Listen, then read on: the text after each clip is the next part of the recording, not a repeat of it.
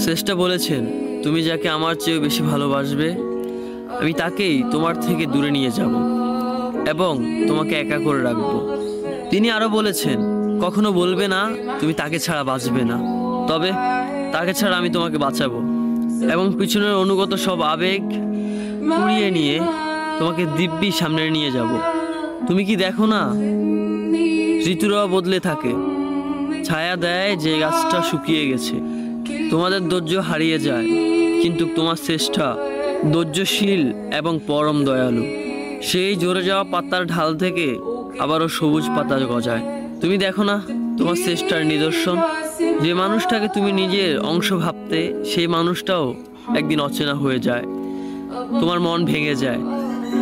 এমনকি তোমার বিশ্বস্ত বন্ধুরাও স্বার্থ পুড়িয়ে যাওয়ার পর বিশ্বাসঘাতকে পরিণত হয়। তুমি কি তা দেখো না? যে মানুষটাকে নিজের জীবনের চেয়েও বেশি ভালোবাসতে সেই মানুষটাও প্রতারণা করে। তবে তুমি কেন চেষ্টার বিমুখ হয়ে মানুষকে ভরসা করো?